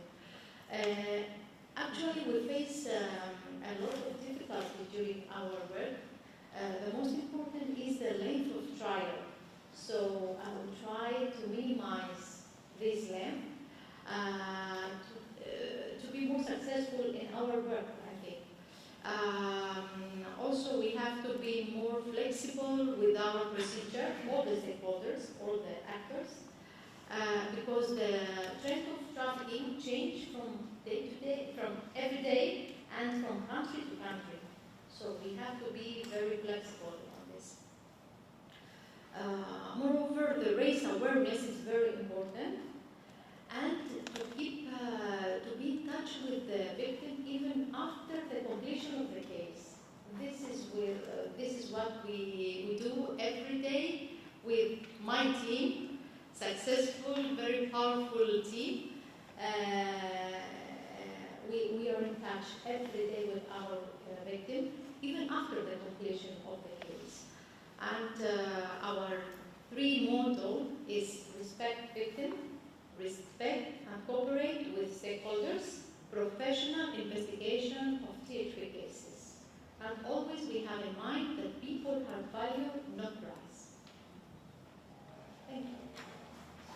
Thank you, Eleni. Thank you very much.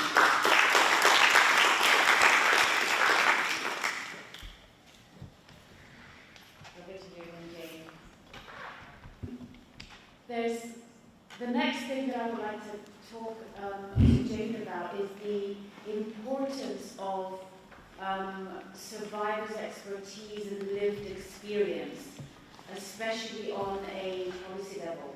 And coming from this lens of your experience, I want you to share with us why compensation is so important. Thank you. Okay, thank you for that question. Well, survivors, we know more than anybody else the minds of a victim, the experience of trauma. We can understand it really deep inside, more than many people. But also we understand the minds and the workings of a perpetrator, of a trafficker. Because when you're with a trafficker for many years and you get to feel, you get that intuition, you get to feel it. So why not utilize this? Why not work together with survivors? Not only to give a survivor dignity and respect that they can do something and be strong and use their strength. Because survivors aren't stupid. The ones who want to be survivor leaders, not every survivor wants to work in anti-trafficking. That's why I say survivors, survivor leaders. But the survivor leaders, they want to stand up, they want to help, they want to advise, they want to help with policies. And just because you've been a victim doesn't mean you're stupid. I know survivors who have degrees, who are doctors, who have PhDs. One survivor I know, she's a doctor for NASA. She's going to be an astronaut. I mean, this is amazing. I mean, how many people here work for NASA? And, not so many. So, why not put this together? You give a job to a survivor, but a survivor gives you something valuable. You want to save money in Cyprus, right? So you can go on without listening to survivors and just carry on and make mistakes, or you can get it together, get advice. I mean, it's not rocket science that then you would save money in the long run, right? So this is, I'm very passionate about it because so many times people think, oh, why should I talk to a survivor? I'm going to go and do my own policy. But a survivor can read it and say, did you consider this? This is the way they work. This is what happens. This is the experience I've had. And sometimes a light bulb moment goes on and people say, wow, that's amazing. So that's really important to me that survivors are used. And it's just more effective as well. And I also think it goes beyond that being in the Ishtak, the Survivor Council, has been really an eye-opener. It's been amazing. We work on so many things, on policies, and we work with the UN, with governments, with many different people. And just to work together, I've seen the governments and the UN say, wow, we never thought of that. And it gives us, we can use our strengths as well. Because everything that happened to me, I don't want it to be wasted. I could go and sit and cry in the corner, or I could say, right, I'm going to use this, because it's not going to happen to somebody else's child. So why not set up what we call NSTACs, National Survivor of Trafficking Advisory Councils, in every country?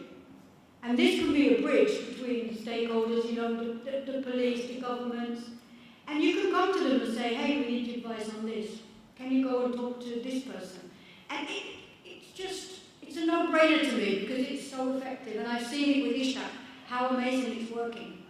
I've had the director of the WHO coming to me saying, tell me about this Ishtak, because it's so amazing and I'm seeing the effect of it. Can you give me some tips to help us? So, I mean, this is such a compliment. And I also think that first responders should be trained as, survivors should be trained as first responders. Because I got a bit ahead of myself in the last question, sorry, but I'm very passionate about it. So I was already talking about being a first responder. But in my experience, being a first responder and not getting the proper training, and working with a bunch of first responders who had no idea what trauma was, no idea, how somebody would feel who's being interviewed, who's traumatized. And what I was seeing was that somebody was being interviewed. They might have just been raped the day before and rescued.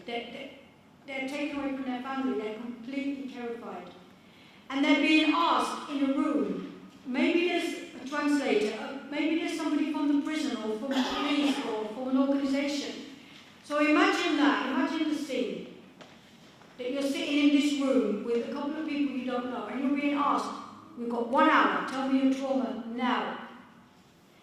So I've heard first responders saying to me, well, I've just had an interview with this victim.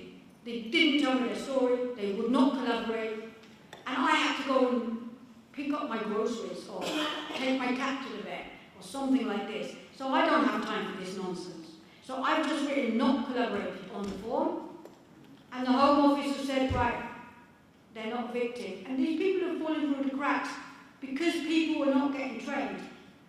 And if a survivor who understands this can train a first responder with, you know, you can't always speak. Sometimes you can't tell it in chronological order because it's so fragmented that it comes out in a jumble. And then people are saying, oh, they're not telling the truth because they're all muddled, they're all mixing it up. But I just want to do one exercise with you. I'm not going to get in trouble, but I don't care anyway. Look at your neighbour. Everybody look at somebody. Now think about something really bad you've done. Think about last night or this week, what you did with your partner in bed. Just to be really disgusting, but just imagine that you're going to tell them, you've got to tell them in the next hour, everything you've done bad, everything you've ever said bad, everything you're ashamed of. Think of something that you're really ashamed of. Something you've done, something that's happened to you. Now tell your neighbour. And now I want to volunteer to stand up and tell me right now. Would you do it? You? I don't think so. And that's what trauma is. And that's what we're asking people to do. Right, tell me everything. Tell me everything that's bad happened to you. Be quick because I'm taking my cat to the vet. It doesn't work like that. So with proper training and with survivors' voices, like mine, who can say, it doesn't happen like that. This is what trauma does to you.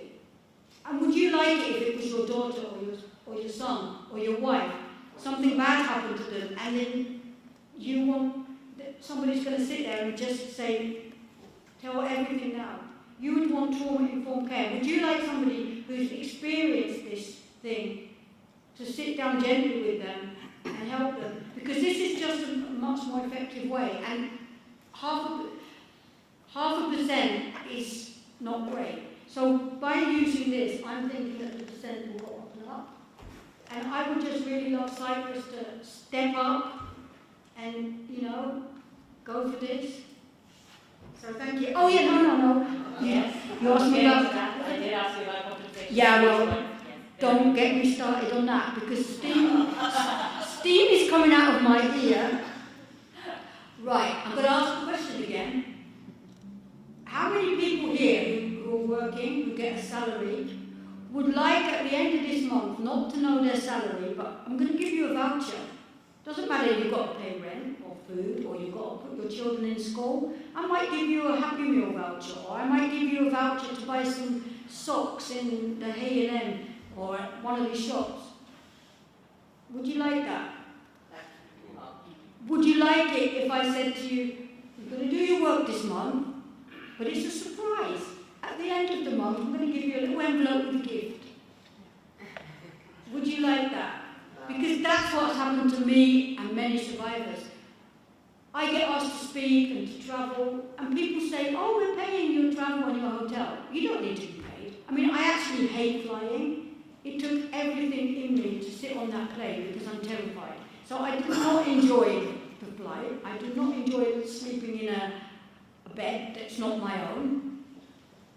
And then not to get paid and go home. Who's going to pay my rent? Who's going to buy my food? Who's going to help my children? So that's why it's really important. And it does make me feel not respected when people say to me, can you come and speak? Can you come 2 days? Oh, am I going to be paid? Oh, we'll give you a little envelope at the end. There might be like nothing in it, like a voucher. I don't need a Happy Meal. So that's why we also need to pay a proper salary I will stop. Absolutely. Thanks very much.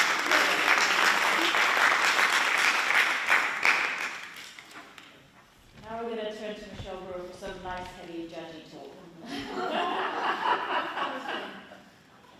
Right, and now for the heavy stuff. We're going to talk about the fact that we have a low prosecution rate, as we've said, very low prosecution rate for human trafficking. How can this be addressed, in your view, in order to ensure that victims get reparation and justice? Wow, okay. Another one. Another one.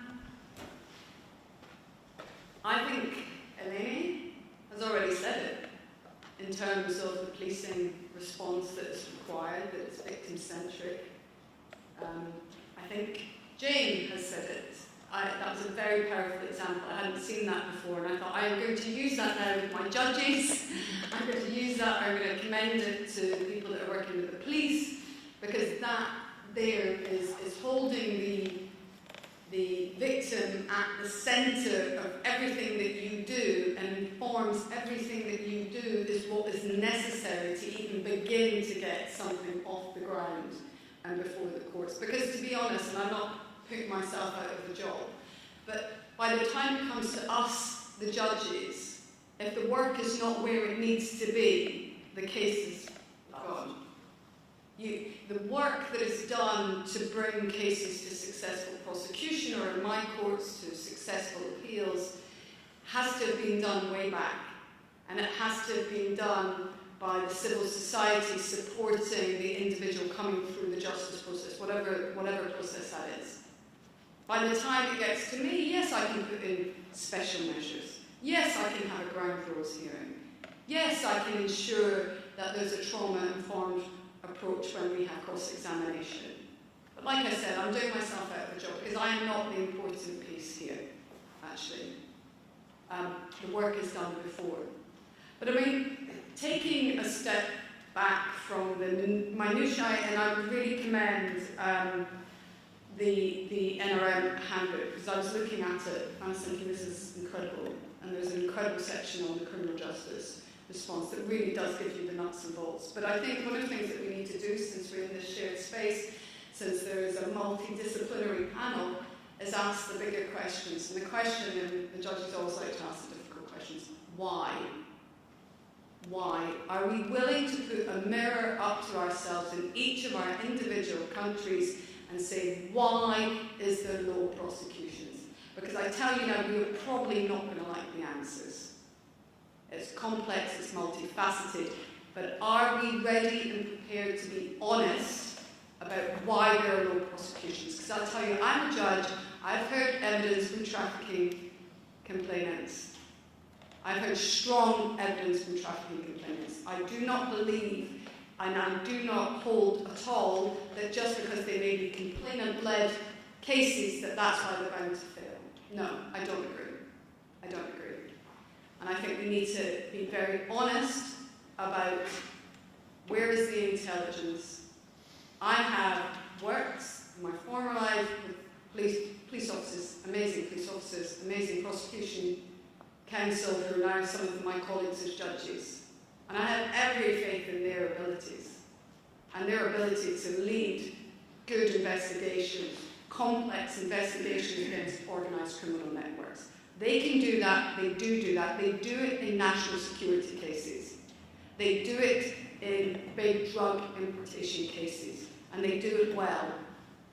And so let's be frank here. These cases are primarily organised criminal network cases. That is what needs to be at your forefront when you're looking at these cases, when you're building these cases, when you're working together with these cases. That is what you need to do. And when it's done, and it's done well, and it has done, they succeed. I've had clients who gave evidence against big organised criminal networks, and those traffickers are now facing 21 years in prison.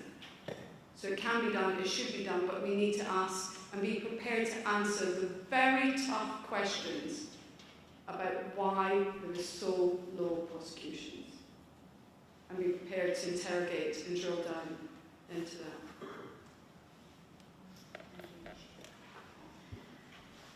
Rachel, now I'm going to turn to you because I would like you to tell us a little bit about why trauma-informed methods of working are so important. And I've heard, like you and Jane have delivered like 2 amazing sessions of training for CSOs, and this is the first time I, really listened in depth to what you have to say, and especially linking in what Jane said, and as well what Michelle has been saying about getting those prosecutions. It seems to me that trauma-informed methods of working are at the root and they're really key. Can you please tell us a bit more about that? Thank you. Yes, thank you. It has been a pleasure to be here with Jane, training civil society organisations in Cyprus and also speaking to the UN on this subject. The thing is that when people have been trafficked, we often don't think of the level of subjugation and loneliness and isolation they've experienced under the complete and total control of other people. When people are subjected to human trafficking, they often can't even trust other victims of trafficking because they don't know who is playing off against who, where the trafficker has the control. They're frightened, they're absolutely terrified, and also they're reliant on this person for food, for living, for their daily life each day, for being violated or not being violated. They are sometimes not called by their name for years, just an insult, barbaric threats. This is what I've seen a lot of. And the thing is, when they emerge from this situation, it is so difficult to know whom to trust. Some of them have been rescued by people who are actually further traffickers who've already bought them and are selling them on. This is the level of deceit. So when you come forward to someone and you start talking to them in a certain manner, which suggests that they've got to tell you something, there can be all sorts of reactions. There can be an autopilot where they feel that you're very authoritative, you have power and they need to help you. They can distrust you entirely because they just can't believe that you would help them and they don't know who you are and they're very shocked and they've suffered trauma, and many of the people that I've worked with have complex forms of trauma, complex post-traumatic stress disorder, and it's just difficult to differentiate. The really difficult thing about this is that traffickers like this situation. They like it because those who've trafficked that person have kept them silent and afraid and confused, and other traffickers will find it really easy to target that person and take them on. So the job for us within NRM systems is to make sure that we provide cohesive teamworking across the board so that we're all trained in the same way. One of the things I'd say is that, having worked especially with a clinical team, the issue of trauma is quite a complex one. You need to go to medical school, you need to become a psychologist, psychiatrist, you need to learn all of this. But to be trauma-informed, you really don't. So the trauma-informed guidelines that are recommended in the National Referral Mechanism Handbook are simple and effective and helpful. And they help all professionals in any field to feel safe in the course of their work and to feel that they are minimising distress and re-traumatisation and really helping that person access their sort of executive memory, their functioning, planning brain, so that they're not full of panic and distress and anxiety. And it's so simple that any professional, including all criminal justice stakeholders, can employ it to really make, and it doesn't bump into or interrupt anyone's training. So we have trained police in it, we've trained judges, we've trained people across the judiciary, and it's really helpful. And what we would hope is that while there are trafficking units that are absolutely exemplary, and hearing about your work is fantastic, and like Michelle was saying, there are so many examples of good practice, we can't afford to just have examples of good practice. It all needs to marry up, so that somebody who's in a local police station that doesn't specialise particularly in trafficking knows how to respond to any person, whether they're from that country or whether they are from outside of that country, knows how to respond to them in the right way to get them to the next place of safety and security. It is a very, very long process, the criminal justice process, and there's very little incentive for victims to go in and speak about people who have held them in that situation and who they're absolutely terrified of, not only for themselves but for their families. So in order to do that, I think trauma-informed is the way to go, and I think that everybody who is professionally delivering services in the 4 pillars of the NRM will benefit from that knowledge, and it's very simple. Thank you, Rachel. Achille, over to you. I would like to ask you a little bit about compensation. There's an obligation of every state to make available a system whereby victims of human trafficking have access to reparation and compensation. Now, we know that this is often in practice very difficult. Very few victims are compensated. What do you think are the biggest challenges here, and how do you think we can overcome them? Thank you. Okay, so what are the challenges in the Cyprus criminal justice system? I think 2 of them. One is delay, and the other is ignorance. I think these 2 issues have to be dealt with. In a criminal case, which you will go through, you will get a conviction within a reasonable amount of time. And a reasonable amount of time will be 1 to 2 years, if that is perhaps accurate. Now, I can live with 1 or 2 years. Now, you do get a conviction, and then you go to the judge that has given the conviction, and has a discretion depending on the level of the criminal justice system you are in, to award anything up to 6,000 euros or 10,000 euros for compensation. That compensation is part of the sentencing order that the judge will make. Now, I think that's peanuts. 10,000 is the maximum. You'll never get a judge giving 10,000. Now, should we make it 100? Yeah, why not? Should we allow the judge to call in the anti-money laundering authorities? Should we allow the judge to call in the tax authorities? Where's the income tax? Where's the VAT? Should we get in the cryptocurrency specialist from the police who can actually do a search? Can we have a sentence that relates to the income or the revenues that the criminal has generated through the action that has already been declared a criminal offense? The answer is obviously yes. Do we have that? The answer is obviously no. How do we get to that? Well, we get to that by answering the question that you posed, but also by making people more sensitive to the fact that the conviction is important and 14 in 2 years is good.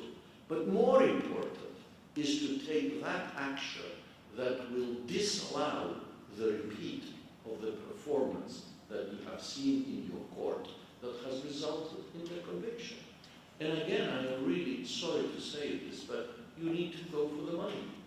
And in order to go for the money, you need to give the criminal judge the tools through the other systems in government, so that on the day of the trial, conviction, and what have you, he has or she has the ability to impose a penalty that is proportional not only to the harm that the victim has received, but to the profit that the convicted person has received. So I think we really need to look at that way as well. Yes, it is punitive. Of course, this is a criminal offense. Now, this is the criminal side of things. Let us say that you have managed to get the conviction, and then as a victim you decide to engage a lawyer, perhaps let somebody related to it, in order to bring a civil case which will give you reparations that will put you in the position you would have been had these terrible acts not happened to you. Well, you'd need 5 to 7 years in Cyprus to get your civil case heard. More, said. Okay. I'm being very gracious here. So let's say 7 to 8 years to get a first instance judgment, and this is fact, not fiction. And on top of that, because now there is leave to appeal, but there never used to be leave to appeal, you get another 5 to 6 for appeal. So you're looking at 12 to 13 years from day one to getting the judgment. And then the fun begins, because you need to collect. So you have a piece of paper saying that I owe you this. Well, how do you collect? Because by year 14, obviously the guy has disappeared, has disposed of all the assets, and of course you've never thought of putting a freezing order from the beginning, because it's not the kind of lawyers you would get that would do this kind of thing. So yes, the system's crooked. I mean, it's not working. It's broken. And how do you fix it? You need to increase the amount and the resources being available to the judge when imposing the sentence, so that the sentence actually makes sense from the punitive side of things. And then you must find a way to speed up the civil procedure system. Be that for this type of cases you get an accelerated procedure, or something a bit more radical. You allow the criminal judge sitting, who has heard the evidence, to put on a civil hat the day after the conviction and hear the case as a civil damages case, having had the benefit of all the evidence in the criminal case. You then put your civil hat on, and within a month you have your civil award, which will be compensatory and not punitive from the criminal sense. So the answer to that is to give this civil jurisdiction to a criminal judge for a limited amount of time or for limited offences, so that you speed up this appalling 12, 13-year period that the criminal justice, or the justice system has to do it. And if you want to be kind to the judges, and one would try to do, let's have this as a temporary measure, which would be related to the speed with which civil cases go into the system as it is now. And if we manage to come down to 3 or 4 years, as normal countries have, then yes, we abolish it and we take off the civil hat of the criminal judge, and we do it the right way. But if your question is what would I have done tomorrow, as Jamie say, I would have given limited civil jurisdiction to a criminal judge in our cases to award compensation, which would put the victim to where she or he would have been had the act not taken place. So I hope I tried to explain a complicated thing in simple words. So incredibly creative. Thank you very much. That's great. Thank you, Achilles. We're now wrapping up and coming to the end of our panel. Thank you very much for being with us. But before we complete this amazing conversation that we've had, I just want to turn to Jane and ask you if you have one last message to share with our stakeholders here today, what would that be? I sure do have a message. It's the best bit, when I can be really bossy and tell you what to do. No, but just to wrap up what everybody said, it's all the messages here. And let me get your name right. Achilles? Okay. I love what you say about that punishment, because traffickers, I've spoken to a trafficker in prison, and I said, why do you do it? And he just laughed in my face, and he said, because I can. It's like a hotel in here. I'm still earning millions in the bank. My girls are still out there. People are still getting the money. And he said, maybe I stay a few months here. Maybe another time I pay peanuts, £10,000, £5,000. But I've got millions, and it's growing every day. So you have to hit where it hurts. You have to take that money, and you have to give it to the victim to compensate. So I really agree with that. And you talked also about prosecution. And that's one message, that we have to be harder on this. But what you said, Elaine, was you talked about the start of good practices already. So it sounds more like it's building up with trauma-informed, what Rachel said. And that's a really good foundation to start now as Cyprus, to build on that. Because that's great that you've got that foundation in. So I'm proud of you for that. And, you know, I'm part Cypriot, my real dad's from Cyprus, so I feel a little bit like I can say my country, because that feels really good. But let's protect our women, our girls, even our men, because I don't want to close my eyes to what I saw this week. Because when I'm talking to people on the street asking about, is there trafficking here? People say, no, not in Cyprus, it doesn't happen here. But you know, my first day, walking down the street with a friend, I saw 4 girls speaking Cypriot, not from another country, looking very scared, very young, standing there half naked by the street. And then this guy came on his step. As soon as he stopped by them, they were completely scared. Like almost went like in the army to like stood still. And he was giving them something or taking something, telling them. And we saw a car go past, the window open, a man trying to call us, because it looked like this is just happening a lot. And the next day, my friend was walking, she saw different girls being sold. This is in Nicosia, in a really nice street. It wasn't in a back street, it was in a proper nice shopping centre. So we need to open our eyes and not just pretend everything's okay, because it doesn't go under the carpet. So see it, do something about it, and one of the things could be start the NRM, because this is a great tool to identify. Somebody could report, they would know where to report, these girls would get saved, and then we're going to prosecute these guys. Don't let them out of prison, take all their money, whatever, I don't care, but do it. So start councils with survivors. Go to Tatiana, she can give you amazing advice how to set up a council. There's a whole ISTAP team who can go to different countries, give advice, but ask her from me because I like Cyprus. So I would like that. So that's what I would end with is, you know, step up, stop slavery, work with Katerina. I would only come here 5 hours on the flight when I'm terrorised and terrified, is because of the work Katerina's doing. And I looked at what this organisation is doing and it had my heart. And I think this is the way forward for Cyprus to work with this organisation. Because, you know, that is very effective. And I love what you said. You're the Swedish ambassador, right? Yeah, I got that right. You know, the Nordic model is just, so has my heart, because how is it okay to sell our children, our girls, our boys? How is it okay for somebody to go and buy them? And if people are saying it's okay, would you let your child say to you, oh, it's only work, I'm going to sell myself on the street 20 times a night, and I'm totally scared because I might get beaten up? It's not okay.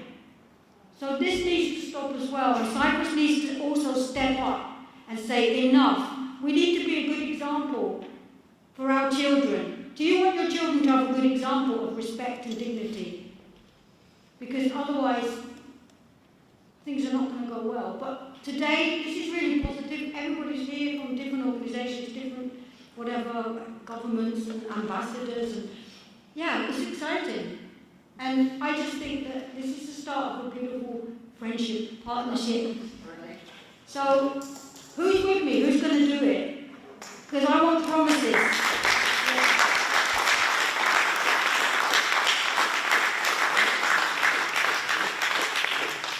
Thank you to our amazing panelists for a great conversation. Thank you for joining us, and please join us outside for a reception.